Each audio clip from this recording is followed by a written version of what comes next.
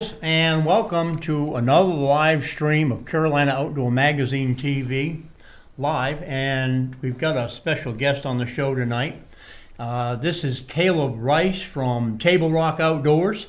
And Caleb has come into the studio tonight. We're going to talk a little bit about, first of all, we're going to talk a little bit about Table Rock Outdoors. Now, Table Rock Outdoors is really, it's kind of a mini Dick's Sporting Goods. And Caleb has started this thing a couple of years ago, back when him and I met, and he has made the thing now up to where he's got a very large, different variety of outdoor-oriented tackle and equipment and camping gear.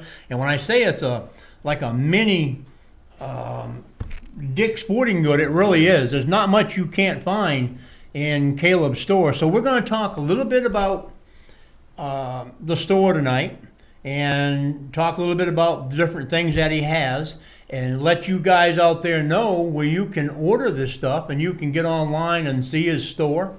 And not only that, but you can go ahead on his Facebook page, see something you like, and you can go ahead and order it through him at a whole lot cheaper cost than you can at some of the other places. It's amazing some of the quality reels and things that he has there at the store. As a matter of fact, here a couple of weeks, last month's giveaway, Caleb donated that Ambassador reel, and I mean, that was really a high dollar reel. What is a reel like that running your store?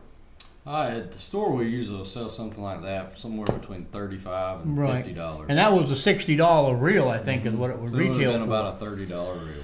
So, and after we do that, we won't spend a lot of time on that, guys. We're going to get into one of Caleb's passions. He's trying to break out in the bass world here. He's going to start doing some bass fishing. We're going to have him jump on the boat with us, and we're going to do some shows with him and have him do some bass fishing with us. And we might even get him to get out there and catch one of them old slimy catfish with us here one evening. But we're going to show you some different rigs and some different baits that we like to use bass fishing. We'll talk a little bit about them. And you guys want to just go ahead and ask any questions, just go ahead and ask us questions, and we'll try to answer them for you the best we can. I guess I want to start out, Caleb, with talking a little bit about Table Rock Outdoors. Now, you started this, I guess, we met about 3 years ago, I guess. Caleb come up and he helped me out at my other business there for a while. And it just wasn't exactly what he wanted. So he decided he was going to open himself up an outdoor sporting goods store is what he went and did. And it's taken you, what, 3 years to build this up? Taking right at 3 years. Yep. And he's got a building. How many square feet is that building? We're using about 15,000 square feet right now. 15,000 square feet. And guys, it's jam-packed full of just about any kind of piece of camping equipment, patio equipment, grills, Coleman lanterns, quality fishing tackle. He's got your worms. I mean, you've got Zoom products, you've got plastic products from about every manufacturer out there. Oh, yeah. And I think you were telling me you go in there and buy a bag of darn Zoom worms for what, like $2.50 a package? $2.50. The most expensive Zoom worm we have is $2.50 a package. So, and that's considerably lower than what than what you can buy in other places. But anyhow, Caleb, you are going to, your store is in Hickory, North Carolina. It is.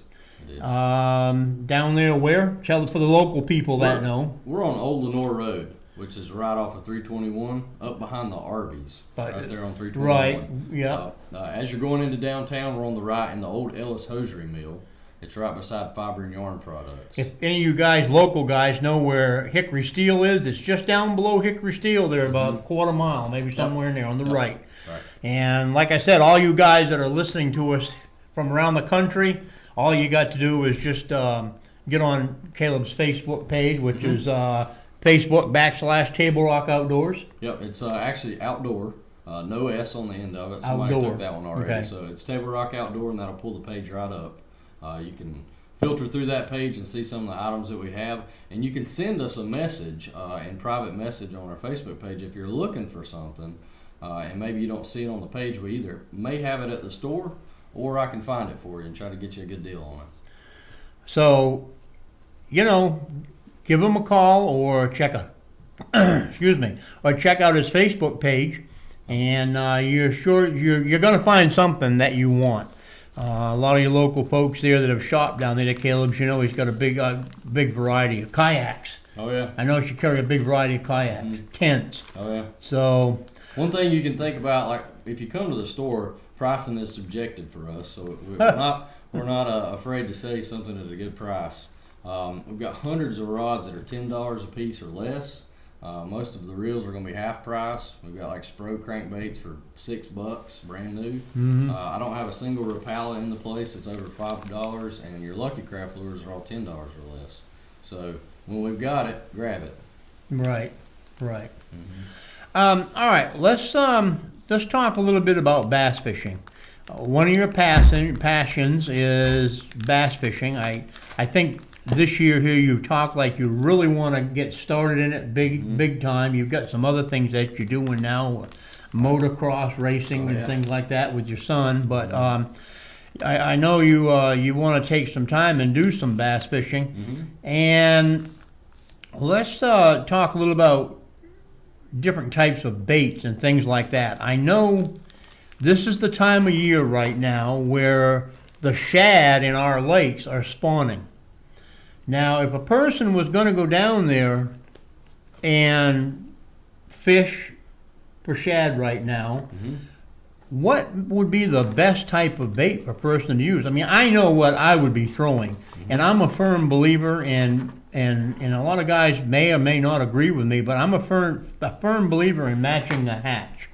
Now, that's an old trout fishing term. Well, it's a trout fishing terminology.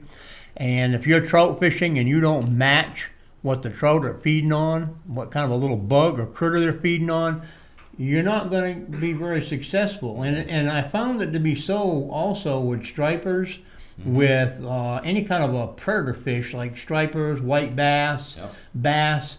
You know, if you catch a largemouth or you catch a white bass, and when you bring him in, he starts spitting up little shad and things like that about the size of that spoon right there, okay, he's not going to take a big plug like this because he's really keyed in, and you wouldn't think there's much difference right there, but I've tested it and I've tried it and I've gone out and I've thrown big stuff and not get a bite, and it's because the fish that I've caught, when you catch one, pay attention to what he's spitting up. If they're biting small bait, they're not going to take anything very large. It's just like sometimes, you know, you go to a restaurant and you're thinking, well, what do I want tonight? Do I want a hamburger or do I want a big steak? It's almost like us. You don't really, you know. We get finicky or picky. Yeah. Yep. Yeah. So this is shad spawning season here in North Carolina. And I guess I would throw really, Caleb, baits that kind of mimicked or looked like shad. Oh yeah, most definitely. Probably one of the most useful tools I've found to locate the fish. Typically in the morning time, if they're pushing the shad up near the edge of the banks, I'll throw a square bill crankbait.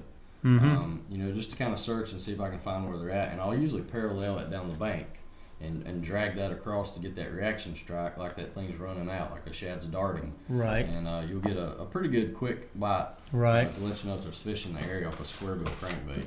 This is that to me has got a pretty big profile. I don't know. I guess it's really the size bass you're targeting. That's one of them Kevin Van Dam spinnerbaits, and I don't know. It's got a really large profile right there. If you guys can see this, and the camera right there. So I just don't know right now. I guess it goes day to day. It's just whatever they're hitting. That's the way bass work. Right. Tell us a little bit about the bass fishing club or the bass fishing organization you're going to be fishing in. The tournament that I'm chasing is the Carolina Bass Challenge.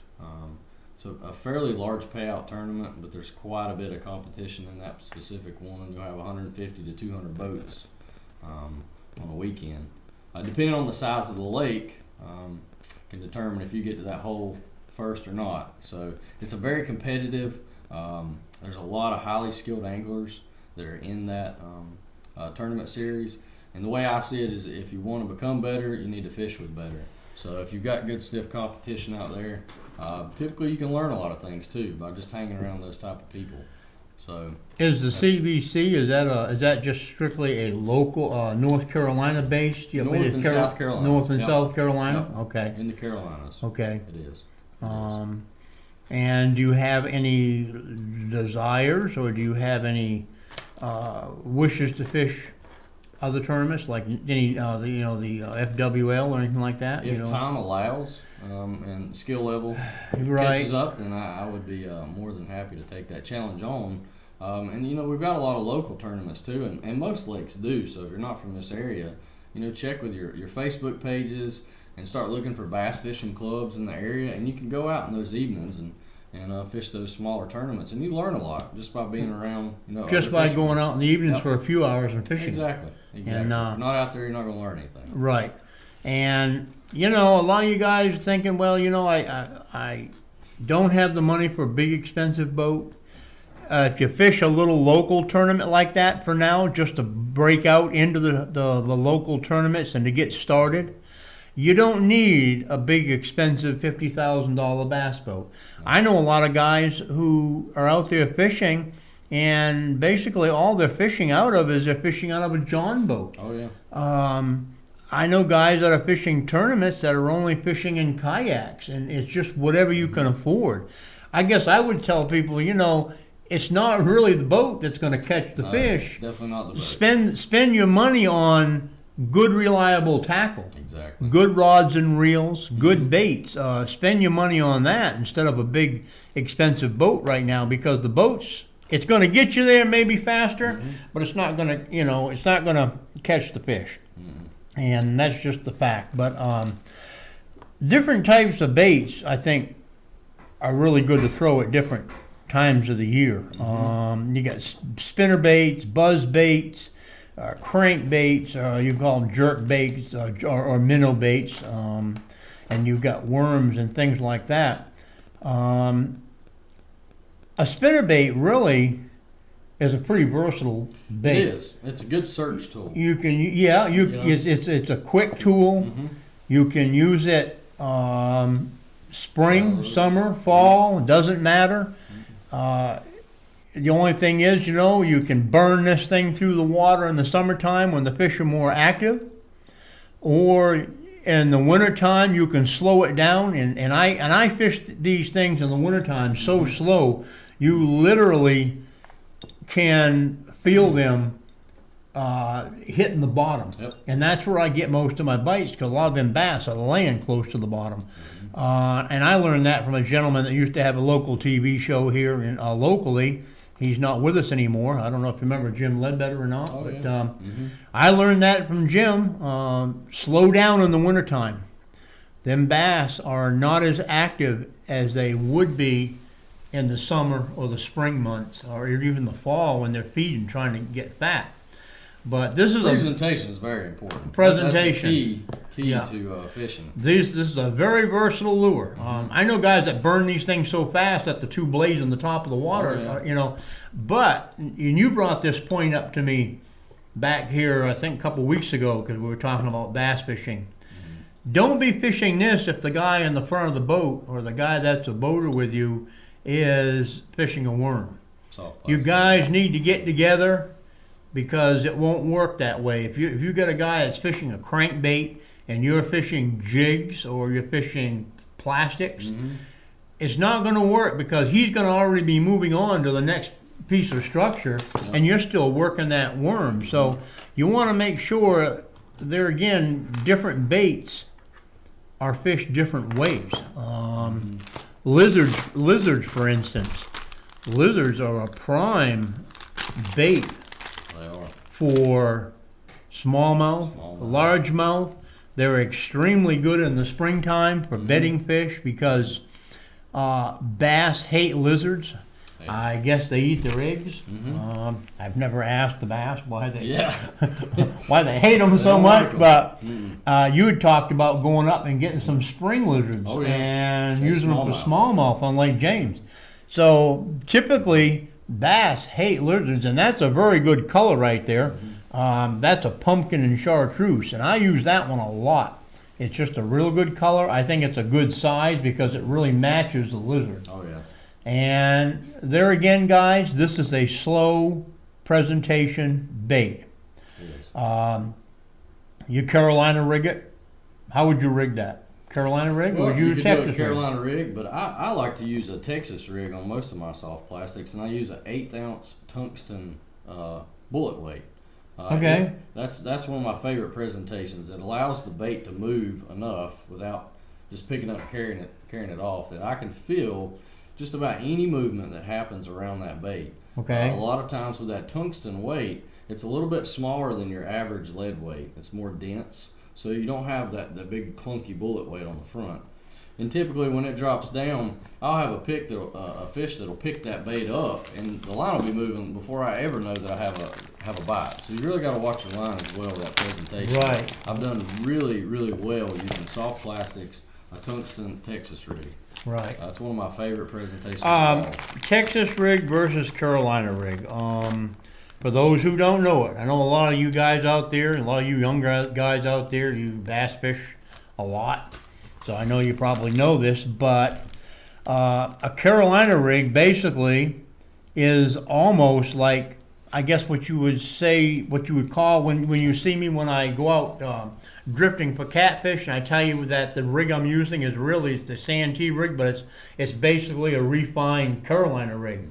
And it's basically the same thing but smaller. You've got a weight and a swivel at the top, and then you've got a leader of line, and then you hook. And I guess the reason for that is that you're keeping the weight and you're keeping the heavy stuff away from this bait, so it's more natural. They pull it right up. Right. In a Texas rig, you can pin the weight. I know guys that can pin the weight. You can do that. And a lot of guys will just let it slide down to the hook. And that's the way you like to fish. I do fish it that way. A lot of people prefer to pin the weight just because you can feel the structure that you're moving across. You get feedback a lot faster. If you're fishing where the tungsten is free to move, you really got to pay attention to your line. You do get a more natural presentation with the bait, especially if you're using a floating worm or something like that. But if you do pin the weight, you're going to feel the structure a lot better, and you're going to feel the pickup also. Color preferences. If they're biting it, use it. If they're not biting it, put something else on. I bass fish a lot like I crappie fish and panfish. You know, I look at the water and I try to determine how deep I'm going to be fishing. If it's good clear water, like one of our lakes up here, Lake James, I would use a little bit lighter bait. But the darker the water, the darker the bait you're going to want to use, and that stands for just about any kind of fishing. Now, you know, also pay attention to how deep you're fishing, because if you're putting on a watermelon lizard and you're fishing in 15 feet of water, he may not bite that as good as he might that darker lizard, because 15 feet down the water gets a little bit darker than it does if you're only fishing in 3 feet of water. So you need to pay attention to that a little bit. But a good rule to go by is try to fish a darker bait in darker stained water and a lighter colored bait or colors in clearer water. Absolutely. 100%. And it stands for your skirts. It goes for your skirts on your baits, your buzz baits. Now this is an old time favorite. I go back to a bait like that. This is a buzz bait. And what this bait here is designed to pull it across the top of the water, and it makes a puttering noise. And I get the thrill of watching a bass come up and hit them things. It's a blast. And it's a good evening bait when you're getting a lot of activity on the water, and largemouth, smallmouth, they're busting the water for bugs and that type of thing. Or if they're chasing a shad around or bait fish. But I like this because you can throw this over the top of trees, and you can bring it across the top of the trees. And if that bass is down in that tree, he's going to come out of that tree and he's going to grab that bait. Oh yeah. And one thing I like to do when I do get a bass that hits a buzzbait bad habit that I used to have, and I don't have a worm up here, but what I used to do is I used to tip this. Let me see if I can use this grub. I used to tip my buzz baits and my spinner baits with something, okay? And all you do, I'll do that so the camera can see there, that close-up camera, is you just put your bait on like that and come around about halfway of the hook and then pull it right out, okay? And that's how I would fish that. It just makes the profile stand out a little bit more. I probably wouldn't use that white with all this light. I'd probably put a dark color on there, brown or something. But what I would end up doing is when I would get a hit and that bass would come up, I'd set the hook right away. And all you really do with a buzzbait is just yanking it and pulling away from his mouth. If you can break that habit when the bass comes up and just let it drop back just for a split second, just drop your rod tip for a second and he's going to gobble that thing up. And when he does, then set the hook. You don't want to let him sit with it too long, but if you just get in the habit of just when he hits it, just drop the tip just for a second and then set the hook. Because there's been a lot of times when I've set the hook and that thing comes flying back at you. Yeah, that's a good So, you know, it don't take you very much to learn when you get hit in the head with a, half-ounce buzzbait now and then. Yeah. But we got jigs. What's your preferred fishing technique, Caleb? I'm a slow, soft plastic fisherman. That's my favorite. I do enjoy throwing crankbaits from time to time. Like I tell you, I'll show you a bait that I put together the other day. When the shad are spawning, the square bill is one of my favorite things to use because you can throw it quick, you can search out the fish, you'll get a reaction strike almost always. The water was pretty clear the other day, so I was using this clear, I believe this is a yellow. It's like a holographic type Yeah, it's a yellow shad, but it's a clear body spro bait.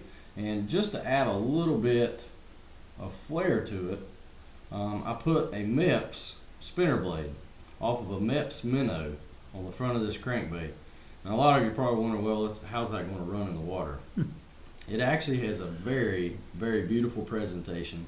You've got a lot of movement out of the square bill, and then you've got the small spinner blade on the front that looks like maybe a baby brim or something that's chasing another one, or that's just a small school of shad. You get a really, really vicious reaction bite out of this bait. So that may be something you want to give a try. It's not for every circumstance, but if you've got very aggressive bass and you've got shad everywhere busting, you could throw this just like you could a buzzbait just about. It's just going to go a little bit deeper, obviously. But I've had a lot of fun with that. I know that you've got a rattle in that. Now that's something I really believe in. And I don't know if you can hear that. I'm going to hold the hooks, but you can hear that rattle. That is really a good attractant bass fishing, especially in stained water, because a fish, has to locate the bait. And if it's really dark water, the only way he can locate that bait really is, well, by smell, but this isn't live, so it's not going to smell much. He's not going to see it if the water's too dark, but that lateral line on a fish, he will feel that vibration. He'll be able to zero in on that, just like a bat does when a bat uses his radar to zero in on small bugs in the air. So I throw a rattle a lot, and just for an example of what I'm talking about, I went out here a couple years ago with a buddy of mine, and we both fished with a Rapala. We both had, I think it was a number 7 Rapala on. A DT7? No, this was a shad wrap. It was a small profile, maybe a little bit bigger than that spinner bait blade. But the difference, I'm not going to tell you the difference right now, but I was in the front of the boat, and about every 5 casts, I was catching a spot down here at Lake Norman. Right. And Bo was in the back of the boat, and he wasn't doing so good. Well, it was getting to the point where he just couldn't figure out. He says, I don't know if it's my line, if I'm reeling too fast, I'm trying to copy everything you're doing. And he says, you'll throw 5 times and get 3 or 4 fish, I'll throw 5 times and maybe get a bite. He says, what are you doing? He said, we're using the same baits, and they were the same baits, but they weren't. I says, no, Bo. I says, they're not the same baits. I says, there is a difference. He says, what? They're the same. I says, no, they're not, Bo. I says, hear that? And that was the only difference between his bait and mine. They were the same color. They dived the same depth. Everything was exactly the same, except I had one that had a rattle chamber in it, and he didn't. And that is all it took to make a difference for me to catch more fish. So just little subtle changes in the way you fish, even line size, just little subtle changes can make it or break you on the water, especially in tournament conditions. Absolutely. Absolutely. Just for anybody who's tuning in, I'm going to refresh here just for a minute. We are doing a live stream broadcast here tonight, Carolina Outdoor Magazine Live, and I have special guests with me and product sponsor, Caleb Rice from Table Rock Outdoors. We are talking a little bit about his store. We're talking some about bass fishing tips and techniques. We're talking about just some of the tips and techniques, the simple stuff that we use that a lot of you guys can use out there. Bass fishing. Caleb is going to be fishing some bass tournaments here in the future, and we've been picking his brain a little bit about that, and just all around discussing about different types of bait we'd use. We're also, I want to mention that we are running at the same time this week. Last night I did broadcast a drawing that we're having, and I don't know if I mentioned it or not because we had a little bit of few camera issues there, and we got that straightened out tonight. But if you want to be into the drawing, guys, what you need to do is you need to be a subscriber on the channel. Now, a lot of you guys have been on the drawing before and you know what to do, but a lot of the newer folks, I've noticed there's some guys that have been coming in and putting their name down, and all we ask is that you be a subscriber or that you be subscribed to our channel. And that not only allows you to get your name in the drawing, but it also allows you to be able to be in future drawings. We've been doing these drawings every month, and guys and sponsors like Caleb and folks like that have been giving us some really nice things to give away to you guys. So, that's all we ask is that just sponsor our channel, our YouTube channel, and we really would appreciate it. So, any of you guys that didn't quite understand what I was saying, just if you would just subscribe, and that way we have a list of names. If I put everybody on there because they are a subscriber, the list would be so big that you wouldn't have as good a chance. It's like playing the lottery of winning anything. So I ask people just to go ahead and to go to the comment section, put your name in if you are subscribed, and if you're not subscribed, just to subscribe and put your name in. That way we can compare them and you'll be entered in the drawing. So just click the red button. Just That's all I gotta do. The little subscribe button. Yeah, just click the little red the thing that says subscribe here. That's all you got to do, folks. So, but anyways, that's what we're doing tonight. We're talking about bass fishing. If anybody out there's got any questions, I haven't seen anything come up, but just go ahead and ask us any of your bass fishing questions. We'll be sure to answer them. If you don't know where we're coming from, our studio here is in North Carolina. We're just outside of Morganton, North Carolina. We're between Hickory and Morganton, North Carolina. Caleb's store is down in Hickory, North Carolina. And like I was saying earlier, it's just like a Dick's Sporting Goods store. Except cheaper. It's packed full of any kind of fishing product, gear, camping gear, tents, hiking, camp stove, clothing, Under Armour clothing, and different things like that. So go to his Facebook page at Facebook.com/Table Rock Outdoor. Mm-hmm. And you can call the store at 828-855-2323 if you'd like to find out a little bit more information or you want to place an order or something like that. That's our phone number. Okay. So, back to fishing. Tell me, we've talked about bass fishing a little bit. What other kind of fishing you like to do? Anything? You're partial to one? I really do enjoy fishing for stuff with gills.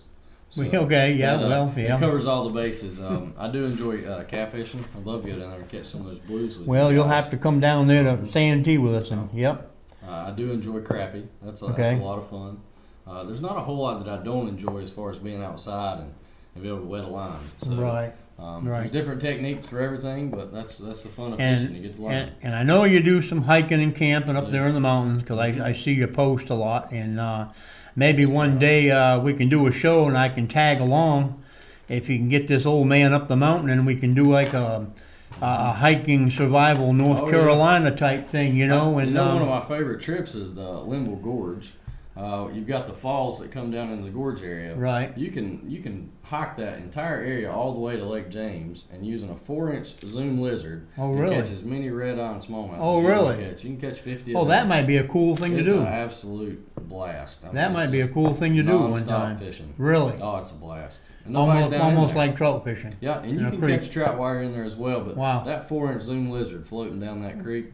When's a good time of year to do that? I've never went with a bad time. Really? I honestly have not. So I can go ahead and book you and put my calendar. Let's make it happen. Let's make it happen. But that I like doing things like that, because you know it's nice being on the lake and going out there on the boat and that type of thing. But you gotta put fuel in the boat. You gotta load the boat up. You gotta take the boat out. You gotta get the boat to the water.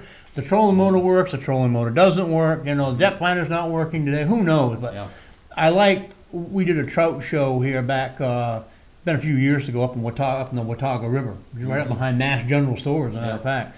And that was so enjoyable, because all you had to do was go up and just get in the water and relax and enjoy yourself. Oh, yeah. And it was a hot summer day. We caught a lot of rainbow trout.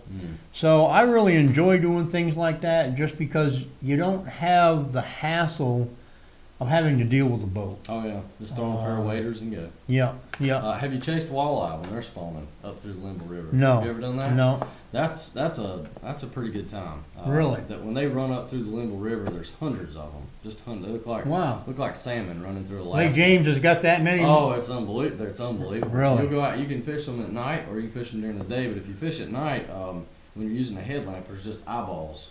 They're hitting you in the legs, and I mean, that's a lot of fun. We've night fished on Lake James a lot, and put blights over the side of the boat while we're catfishing, try to catch crappie. And you look down in the water. Of course, this one particular lake that we fish in is a lot like a lot of lakes you guys have up north, good and clear. And you'd look down in there, and all you'd see swimming around down below the boat is eyeballs. Yep. And that goes back to matching the hatch. That one night that we did do that, we saw a lot of walleye down below the boat. We couldn't get them to bite. But you know what? The only bait we had swimming around the boat was bait that was that size, the size of that little spinner. And we were using crappie minnows that were bigger than that, and they wouldn't bite them. They wouldn't bite them, but they were eating little tiny shad. And it just goes back to some fish are really finicky that way. Well, it can spook a fish to a degree. If you've seen an intrusive bait come into the mix out of nowhere, they're going to be skeptical, if you will. Be cautious, maybe. Right. They might not want to bite it because there's an abundance of other food around that looks like this, and that's what they're going to hit. Exactly. The mindset of hitting that bait. Right. So if you're not throwing it, you're not catching it. Yeah, that's right. Exactly. What are some of your future plans with the store? You're going to expand it? Are you going to go into something else? I mean, maybe this is a loaded question. Yeah. Well, we definitely have plans of an expansion. You've got a lot of businesses that do close, and one of the things we specialize in is buying out businesses' remaining inventory. So if you hear of anything, please let me know. That's something we can get. That's kind of what keeps you in business, right? It does keep us in business, even though that some decide they change their mind or they retire or something like that. We'll go and buy that inventory out, and our mission and our goal is to try to provide a way to get on the water or be outside for less money. We're all strapped for money. It's not easy to come by nowadays. So if I can get it at the right price point, sell it to you, and you're happy, everybody wins in that scenario. So that's kind of what our mission is, with what we do. But as far as product availability and selection, we get a little bit of everything. Tackle is kind of one of my passions. So our tackle department is pretty good size. Camping's one of my favorite things to do. We try to help out with the Boy Scouts and stuff like that. So any of those type of needs, check with us. We may not always have it, but if we do, we'll try to help you out as far as price goes and save you some money. And I know by watching your Facebook page, I know you have a lot of local folks that do ask you, you know, gee, do you have this down here? Do you have that down there? And we ship a lot of stuff, you know, with Facebook and social media, you know, they buy all over the country. Do you have a eBay store? We do. What's the eBay store? The eBay store is Table Rock Deals. Table Rock Deals. Table Rock Deals. On eBay. So you can go to eBay and check out some of their stuff too. But, we do liquidation of a lot of different merchandise. It's not always sporting goods, but we have a lot of stuff on there. So, you know, if we can save you some money, we'll try to hook you up. Right. Yep. Well, it certainly sounds like we've got a little bit of filming we need to do here in the future. One thing about having you on the show here tonight is I found out some stuff here that you like to do that, you know, back here a couple of days ago, we did a turtle grappling show there back. We did it probably about 4 years ago, and I re-edited it and re-ran it here the other day and loaded up on YouTube.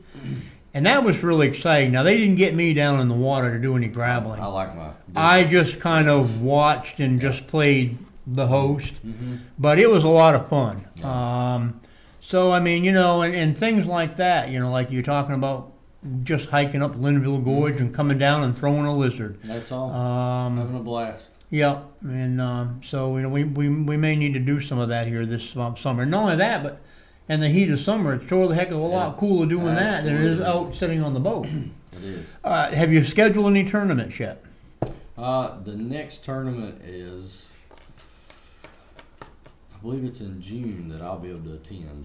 So you're gonna actually start fishing a tournament in June. I am. Well, wish you lots of luck. Hopefully the bite's not. One thing for sure, you won't have to worry about rods and reels and tackle. Yeah, well, I've got that side of it covered. You got that all taken care The of. skill set I'm still developing, obviously. If you got a tent out, no problem. But exactly. Well, that's good. So in June you'll be maybe one day, guys. We'll be looking at Caleb and we'll be following him on Facebook or something there as being the next Kevin Van Dam or something like that. Yeah, that's fine. Or is that pushing it? That might be pushing. Okay. Hey, I'll roll with it. You said it. I didn't say it. So. Okay. But well, Caleb, anything else you want to talk about or anything you think I forgot? Have I mentioned everything about the store I need to mention? I mean, we just really we didn't even talk about lines or fishing rods and things like that today. There's just so much to talk about on bass fishing. We've just got some things here thrown in front of us right here that is just...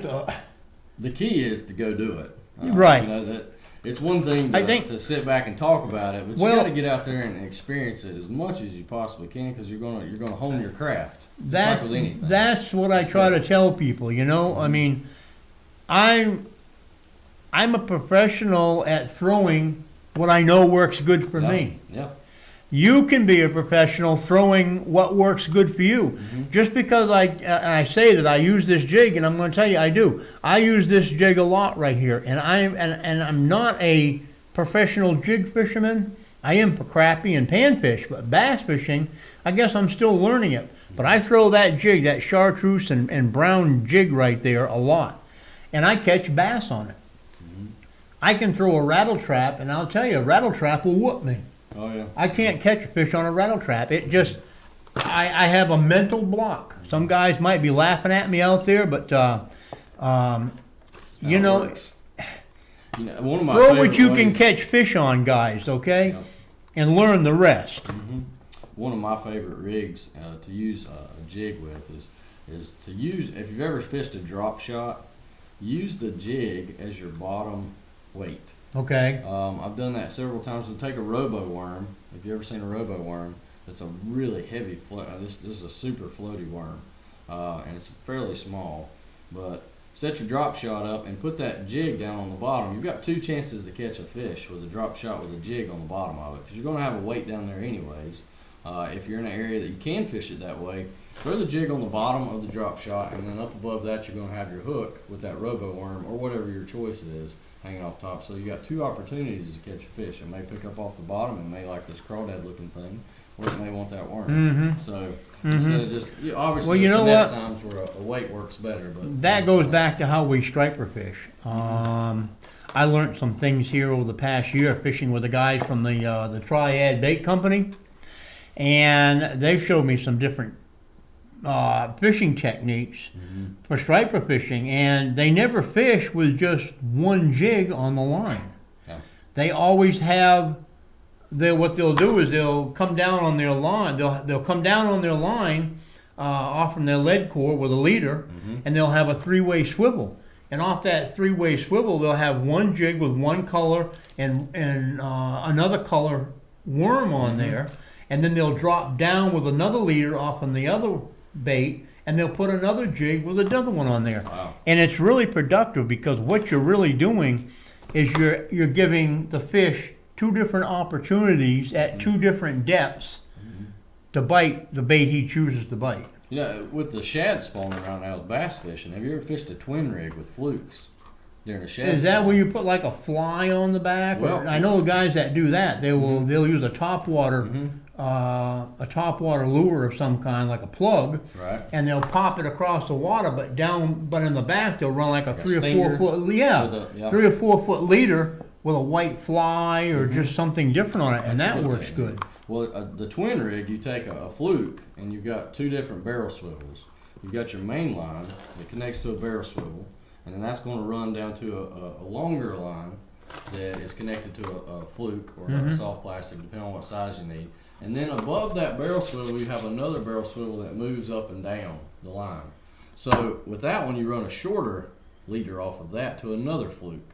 So when you cast this up on the bank and you pop it, you've got two bait fish that are just going crazy in all different directions and darting around, and it really and that's what really triggers the bite. It does that movement. That movement looks like a wounded fish or a fish losing its mind, and they can't handle it. I don't have a worm. I don't. No. Yeah, here I can show you this. I want you. You just brought something up here to me. Here we're going to end this pretty quick here in just a few minutes, but I want to show you a rig that I use when you were talking. You know, just getting something out there like that and trying to trigger the strike is what it's all about. Now I had a package of hooks here, and I guess the table ate them. I saw them. Well, yeah, I was playing with them. There they go. Okay. Now I'm going to show you how I rig up this deal right here. This is what they call a Mr. Twister hook, okay? And if you look at that hook, it's got a weird looking bend, but it's got a little thing with barbs on the end of it right there, all right? And what you do with that is you stick that thing with the barbs in the end of the hook. Now this is an older design. I'm sure they get something newer now. And then I just put my hook in here and embed my hook in the plastic. Now I like using this on a worm. And this is going back now to talking about getting the fish just to bite out of instinct because you've thrown something else that's acting weird. And I'll fish this on a spinning rod with 8-pound test line, maybe maximum, and I'll throw this out right in brush. And what I'll do is, when this thing hits out there and hits in that brush in the water, I'll let it sink. And if you've got clear water, you can watch it go down. And all I do at that point is I'll just pop my rod, and this thing will come darting up out of the brush. And when it does, especially if it's a worm, I didn't have a worm, so I rigged this up so you can see how I rigged it. But what a worm will do is it'll come up out of there and it will do all kinds of weird things. And then just stop and let the worm just drift and settle back down. And when it does, just pop the rod again. That thing will come up and it'll do all kinds. It might go this direction. The last time it went left and right. And you'd be surprised the bass that'll come out of them trees and out of them stumps and they'll gobble that thing up. And that's all it is just a plastic bait with a hook. And I don't like to put a weight on there because it just helps you get tangled up when you get down them trees. But you can kind of throw that in there, and if it gets wrapped around, you can kind of wiggle it a little bit and pop it right out. But I've had them gobble him up and just take them right down in the tree. Oh, yeah. And it's a lot of fun. I mean, you may end up losing a lot of fish, but you know what? With me, a lot of the fun is just catching them. I mean, I've lost a lot of big fish in my time, and I lose them. We go down ocean fishing, I lose them all the time, and you're always wondering that night just exactly how big was that fish. Was it a shark? Was it a big dolphin? What did you have on there, and how big? I was lose at least a 20-pound largemouth every time. Every time you go, I get a fish, yeah. I lose that. Every time you go fishing, but. All right, guys. Well, we thank everybody for tuning in. We've been running here about 45 minutes, and we're gonna cut it off here, and we'll do another bass seminar here maybe next month, and we'll be a little bit better prepared. And for us, it's just kind of getting around toward bass season, and Caleb and I maybe don't do as much bass fishing as we'd like to because he's real busy and I'm real busy, and Make it happen. There's just so much. I got to be so versatile fishing all kinds of stuff. But Caleb and I are going to get out, and we are going to do some shows maybe here in the next week.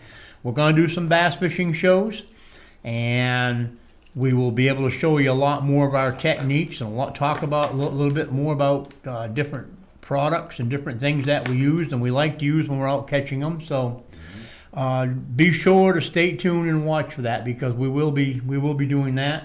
And I do want you to get me up there in the river and catch some smallmouth and some red eye. It doesn't matter how big they are, But Caleb, I appreciate you taking the time and coming on the show. And folks, it's Table Rock Outdoor, and it's in Hickory, North Carolina. Go to the Facebook page and look him up on Facebook. Yep. Go to eBay at Table Rock Deals. Yep. And check him out there, and watch him coming up here soon on doing some different shows with us on Carolina Outdoor Magazine TV. So thanks for tuning in, everybody. We really appreciate you taking a few minutes tonight and spending time with us. And don't forget, we got a drawing going on. We got some really good things here that we're going to give away next Tuesday evening. That drawing will be at, you have what time that is over there? No, it's about 8 o'clock. I think the drawing's about 8 o'clock. I'll post it on YouTube so you'll know. But thanks a lot for tuning in, folks. It certainly was a pleasure, Caleb. Appreciate it. Folks, we'll catch you somewhere next week, next time in the great outdoors when we do it all again. Thanks for watching, guys.